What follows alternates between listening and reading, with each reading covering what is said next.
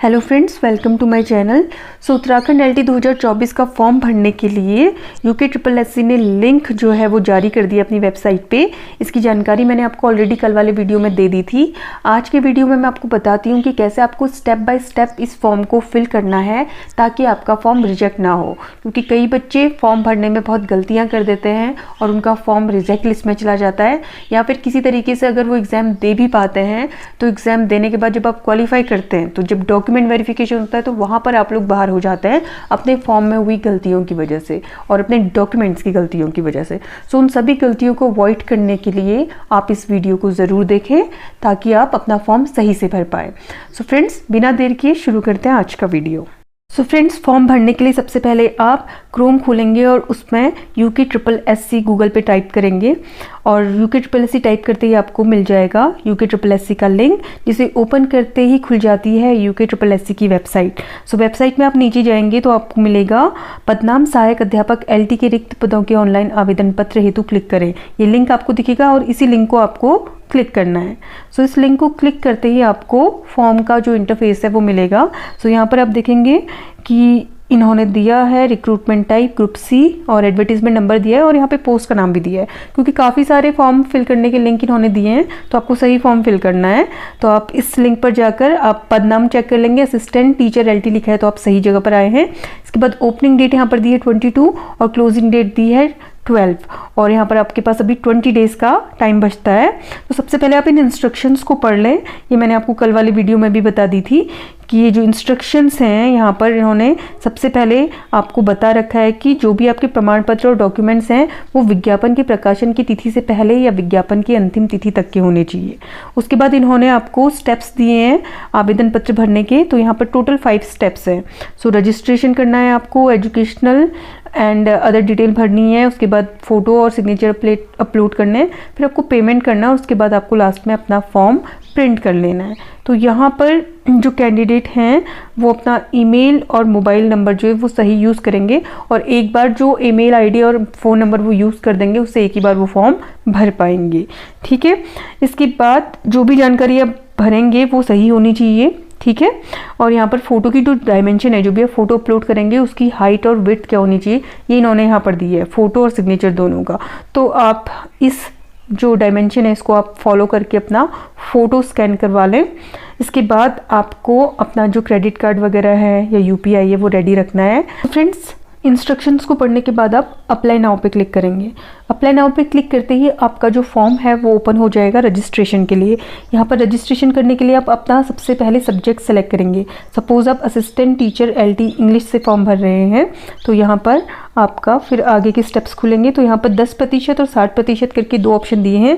10% विभागीय लोगों के लिए है, यानी कि जो ऑलरेडी प्राइमरी टीचर्स हैं वो यहाँ पर 10% में क्लिक करेंगे और बाकी बच्चे जो हैं वो 60% में क्लिक करेंगे। बाकी जो प्राइमरी टीचर्स हैं वो दोनों में भी क्लिक कर सकते हैं। इसके बाद आप जाएंगे नेक्स्ट आपसे पूछा गया है कि क्या आपके पास UTET 2 या CTET 2 है, तो इन दोनों में से एक आपके पास क्वालिफाई होना चाहिए। तो यहाँ पर आप येस करेंगे और येस करके आपको यहाँ पर ईयर ऑफ पासिंग भरना है। तो ईयर ऑफ पासिंग सपोज मैंने लिख दिया यहाँ पर 2017। आप अपना ईयर डालेंगे और अपने मार्क्स डालेंगे। तो जनरल कैटेगरी के लिए 90 मार्क्स ज़रूरी होते हैं, इसलिए मैं यहाँ पर 90 डाल दे रही हूँ। इसके बाद आपके पास आती है नेक्स्ट जो स्टेप है। 90 के बाद आप देखेंगे यहाँ पर लिखा है कि आवेदित पद के लिए आपने कौन सी योग्यता पूर्ण की है। तो या तो आपके पास पहली योग्यता जो दी है इन्होंने, जिसमें आपने जो ग्रेजुएशन है वो किया है, जिसमें अंग्रेजी साहित्य अंतिम वर्ष तक रहा हो, या फिर आपने BEd या LT डिप्लोमा किया हो। तो ये आपकी पहली क्वालिफिकेशन है जो मैक्सिमम लोगों के पास होगी यहाँ पर। और इसके बाद दूसरी क्वालिफिकेशन है आपकी इंटीग्रेटेड जो BEd का कोर्स है, अगर आपने वो किया है तो वो भी चलेगा। तो आप उस पर सेकेंड ऑप्शन पर क्लिक करेंगे। इसके बाद आपकी पर्सनल इन्फॉर्मेशन है। यहाँ पर सबसे पहले candidate name. So candidate name में मैं डाल दे रही हूँ यहाँ पर नेहा शर्मा। ठीक, इसके बाद फादर्स नेम में यहाँ पर मैं डाल दे रही हूँ आपके सुमित शर्मा। ठीक, इसके बाद मदर्स नेम में मैं यहाँ डाल दे रही हूँ सोनिया शर्मा। ठीक है, फिर डेट ऑफ बर्थ जो है आपकी वो आपको सेलेक्ट करनी है। तो डेट ऑफ बर्थ यहाँ से आपकी शुरू हो रही है तो आप यहाँ डाल देते हैं 1992 और दिसंबर, ठीक है, 1 दिसंबर 1992 आपकी डेट ऑफ बर्थ है। इसको 12 दिसंबर कर देती हूँ, 12 दिसंबर 1992। इसके बाद आपने अपना जेंडर सेलेक्ट करना है। तो मैं फीमेल के लिए फॉर्म भर रही हूँ। मैरिटल स्टेटस में आप मैरिड हैं तो मैरिड कीजिए, अनमैरिड हैं तो अनमैरिड कीजिए। इसके बाद यहाँ पर आपने नेशनैलिटी सेलेक्ट करनी है, इंडियन। और इसके बाद जो नेक्स्ट स्टेप है ये है रिक्वायर्ड एलिजिबिलिटी। तो यहाँ पर आपका पहले तो है is your name registered in district employment office located in Uttarakhand. तो इसको मैं यहाँ पर नो करके चल रही हूँ क्योंकि हम देखना चाहते हैं कि नो करके आप फॉर्म फिल कर सकते हैं कि नहीं। ठीक है, are you a government employ, so यहाँ पर भी आप नो कर दीजिए क्योंकि अगर गवर्नमेंट एम्प्लॉय होते तो फॉर्म क्यों भरते। और इसके बाद आपका नेक्स्ट जो है कि आपने हाई स्कूल या इंटरमीडिएट की परीक्षा यहाँ से उत्तीर्ण की है, तो ये आपने की है तो इसमें आप यस कर देंगे। इसके बाद क्या आपके माता पिता अर्धसैनिक बलों के नियमित कर्मचारी हैं जो उत्तराखंड से ट्रांसफ़र नहीं हो सकते, तो इसमें आप नो कर दीजिए। जिनका ये है वो यस भी कर सकते हैं। इसके बाद है कि क्या आपके माता पिता जो अर्धसैनिक सरकारी संगठन है, अर्ध सरकारी संगठन, उनके नियमित कर्मचारी हैं जो बाहर स्थानांतरित नहीं किए जा सकते, तो इसमें भी जो ऐसे स्टूडेंट्स होंगे वो यस कर सकते हैं। बाकी क्या आप या आपका जीवन साथी या आपके माता पिता केंद्र सरकार के संगठन या केंद्र सरकार के लोक सेवा उपक्रम के नियमित कर्मचारी हैं जो भी यहाँ से बाहर ट्रांसफ़र नहीं हो सकते, तो इन सभी में हम नो करते हुए चल रहे हैं।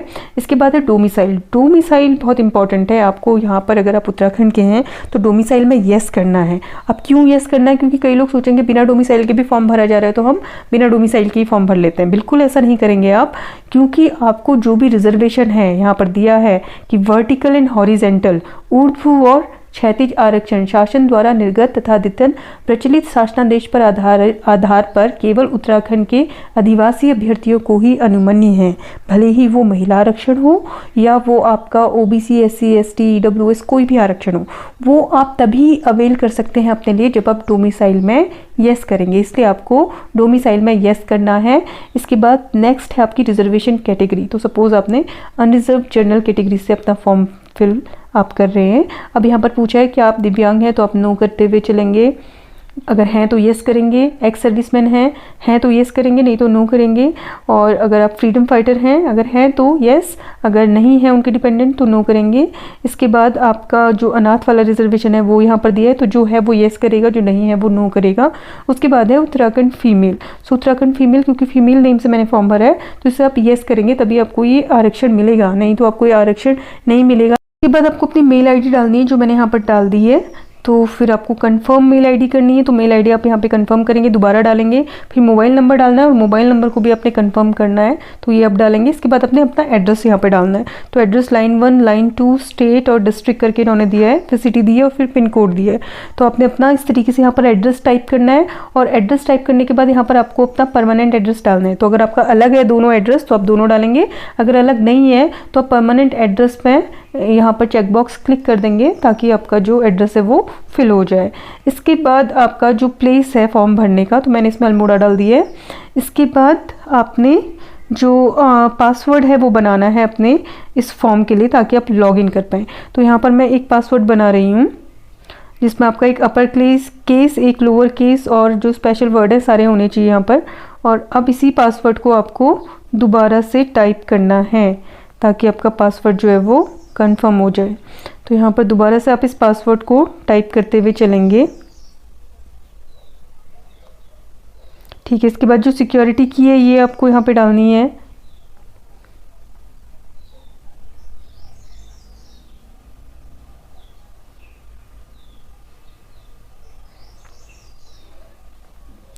ठीक है, यहाँ तक आपने डाल दिया। अब इसे आप सबमिट करेंगे।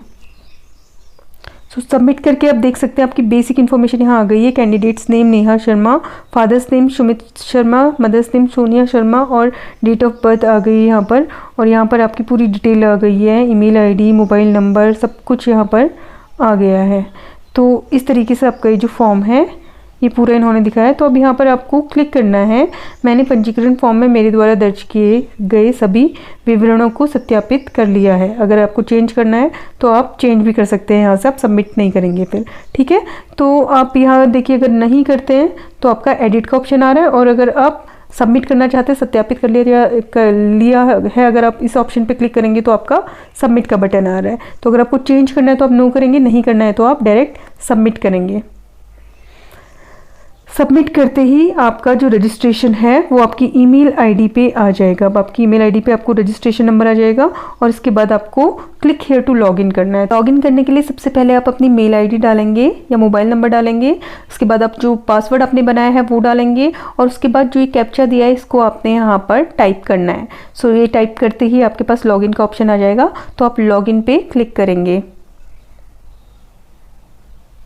तो फ्रेंड्स, लॉगिन करते ही आपको ये दिखा देगा कि आपने जो बेसिक इन्फो है यानी कि रजिस्ट्रेशन आपने कंप्लीट कर लिया है। अब आपने एजुकेशनल डिटेल्स डालनी है। तो यहाँ पे ऑलरेडी जो डिटेल आपने फिल कर ली थी वो यहाँ पर आपको दिखाएगा। उसके बाद आप एजुकेशनल डिटेल यानी कि आवश्यक शैक्षणिक योग्यता जो है वो डालेंगे। सो क्वालिफिकेशन टाइप में सबसे पहले आप अपना हाई स्कूल डालेंगे। हाई स्कूल को सेलेक्ट कर लीजिए और उसके बाद यहाँ पर आएगा हाई स्कूल 10th और यूनिवर्सिटी बोर्ड में आप डालेंगे उत्तराखंड। जिसने उत्तराखंड से किया है हाई स्कूल, जिसने कहीं और से किया है वो कहीं और डालेगा। और उसके बाद आप डालेंगे अपना जो बोर्ड है, उत्तराखंड का जो बोर्ड है, Uttarakhand board of school education. अगर आपने सीबीएसई से किया तो सीबीएसई डालेंगे। ईयर ऑफ पासिंग में आप डाल देते हैं 2006। इसके बाद जो फर्स्ट सब्जेक्ट नेम है हाई स्कूल सब्जेक्ट्स। इसके बाद मार्क्स जो है, मार्क्स में आप डाल देंगे मार्क्स। ठीक है, मार्क्स डाल दी तो आपको अब यहाँ पे अपने मार्क्स एंटर करने होंगे। तो सपोज़ आपके मार्क्स हैं 370 और आपके जो मैक्सिमम मार्क्स हैं वो हैं 600। तो यहाँ पर आपका परसेंटेज जो है वो भी आ जाता है। तो आप यहाँ पर ऐड एजुकेशनल क्वालिफिकेशन करेंगे।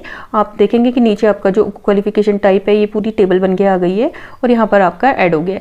इसी तरीके से आपको यहाँ से क्या करना है, फिर से दोबारा से जाना है और सेलेक्ट करना है इंटरमीडिएट। तो इसी तरीके से आप पूरी की पूरी क्वालिफिकेशन, फिर इंटरमीडिएट, अब चलिए मैं पूरा ही कर देती हूँ, इंटरमीडिएट सेलेक्ट कर लेते हैं। तो इस तरीके से आप सभी इंटरमीडिएट, ग्रेजुएशन, बीएड और तक आप अपनी एजुकेशन जो है यहाँ पर फिल करेंगे। मैं आपको इसे पूरा फिल करके दिखा देती हूँ अभी।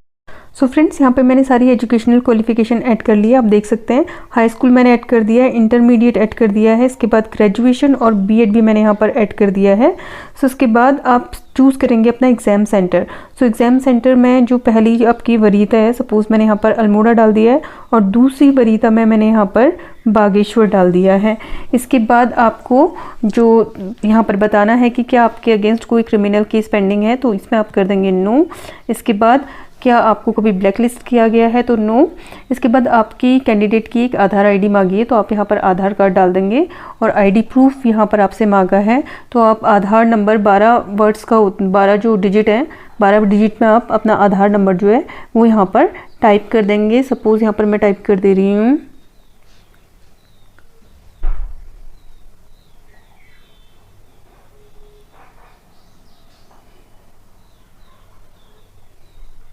कि मैंने यहाँ पर एक आधार नंबर टाइप कर दिया है। तो इसके साथ ही आप इसे कंटिन्यू करेंगे।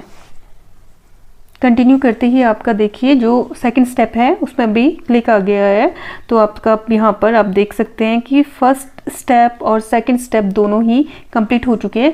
अब आपको थर्ड स्टेप पे जाना है। आपको यहाँ पर क्या करनी है, इमेज अपलोड करनी है। सो फ्रेंड्स, यहाँ पे आप देख सकते हैं आपके 2 स्टेप्स जो हैं वो कंप्लीट हो गए हैं, बेसिक इन्फो और एजुकेशनल डिटेल। अब आपको तीसरा स्टेप कंप्लीट करना है, अपलोड करनी है इमेज। सो इमेज के लिए यहाँ पर इन्होंने जो डायमेंशंस हैं वो यहाँ पर आपको दे रखी हैं, तो इनको आपको देख लेना है। फ़ोटो के लिए आपको ये दिए डायमेंशन यहाँ पर 150 विड्थ और 200 हाइट, और यहाँ पर 150 विड्थ और 100 हाइट दी है सिग्नेचर के लिए। इस डायमेंशन को फॉलो करके आपको अपनी जो फ़ोटो और सिग्नेचर है वो यहाँ पर अपलोड कर देना है। तो मैं यहाँ पर अपलोड कर दे रही हूँ फ़ोटोज़। तो फ्रेंड्स, मैंने यहाँ पर अपलोड कर दी हैं इमेजेस दोनों ही, आप देख सकते हैं। इसके बाद जो नेक्स्ट स्टेप है आपको यहाँ से कंटिन्यू करना है, तो आप कंटिन्यू करेंगे। तो यहाँ पर एक डिक्लेरेशन आता है जिसे आपको क्लिक करना है। ये कंटिन्यू किया मैंने यहाँ से, और अब आपका जो थर्ड स्टेप है ये भी कंप्लीट हो गया है। यहाँ पर आपके तीनों स्टेप कंप्लीट हो चुके हैं। अब आपका फोर्थ स्टेप है मेक पेमेंट का। तो पेमेंट के लिए आपको जो जनरल कैटेगरी है उसके लिए 300 का अमाउंट यहाँ पर पेएबल दिखा रहे हैं ये। तो यहाँ पर आप देख सकते हैं कि पूरा आपका जो फॉर्म है ये पूरी तरीके से फिल होकर यहाँ आ गया है, ये आप देख सकते हैं। कंप्लीट फॉर्म आपका दिखाएगा यहाँ पर, और इसी का आपको प्रिंट आउट लास्ट में लेना है। और लास्ट में यहाँ पर आप जाकर इसी फॉर्म का प्रिंट आउट लेंगे। तो यहाँ से आप टिक करते हुए चलेंगे डिक्लेरेशन को। ये आपने टिक किया, ये आपने प्रोसीड किया, तो आप यहाँ पर पेमेंट के लिए इन्फॉर्मेशन जो है इन्होंने ये दे दी है। पे नाउ करेंगे तो आप पे नाउ पे क्लिक करेंगे, और पे नाउ पे क्लिक करते ही आपको ये जो पेमेंट है उसका लिंक, उसका इंटरफेस जो है वो दिखा दे रहा है। तो यहाँ पे आप अपने अगर एटीएम कार्ड से कर रहे हैं तो आप एटीएम कार्ड सेलेक्ट करेंगे, यूपीआई से कर रहे हैं तो यूपीआई से आप पे कर सकते हैं, क्यूआर सेलेक्ट करके क्यूआर से पैसे आप पे कर सकते हैं। तो ये सारे ऑप्शंस इन्होंने यहाँ पर आपको पेमेंट के लिए दिए हैं। तो फ्रेंड्स यहीं पे आपका ये जो फॉर्म है कंप्लीट हो जाएगा। जब आप पेमेंट कर देंगे तो पेमेंट करने के बाद आपका फॉर्म कंप्लीट हो जाएगा और आपको प्रिंट आउट के लिए ये पूरा का पूरा दिखाएगा। तो क्योंकि मैं इस फॉर्म का पेमेंट नहीं करूँगी क्योंकि मुझे फॉर्म नहीं भरना है, तो इसलिए आपको मैं यहीं तक के स्टेप्स दिखा सकती हूँ। इसके बाद जो है जैसे ही आप पेमेंट करेंगे तो आपके लिए प्रिंट आउट वाला जो स्टेप है वो दिखाएगा और आप फॉर्म का डायरेक्टली प्रिंट आउट निकाल सकते हैं। तो यहाँ पर आपकी पूरी प्रोसेस जो है वो कंप्लीट हो जाती है। सो फ्रेंड, आई होप आपको समझ में आ गया होगा कि किस तरीके से आपको फॉर्म फिल करना है, कैसे आपको ये तीनों स्टेप्स जो है वो कंप्लीट करने हैं, और लास्ट 4th स्टेप करके आपको जो फॉर्म है उसका प्रिंट आउट भी यहाँ पर देखने को मिल जाएगा, और फिर आप कंप्लीट अपने फॉर्म का प्रिंट आउट ले सकते हैं। सो फ्रेंड्स, ये था कंप्लीट फॉर्म फिल करने का वीडियो। इसके साथ ही आपको जो भी क्वेश्चंस हैं अपने डॉक्यूमेंट्स को लेकर या फॉर्म फिल करने को लेकर, वो आप मुझे कमेंट सेक्शन में डाल सकते हैं। उनके आंसर मैं एक अलग वीडियो में देने की आपको कोशिश करूँगी। सो इस वीडियो में इतना ही, मिलते हैं नेक्स्ट वीडियो में। Till then stay tune and thanks for watching this video.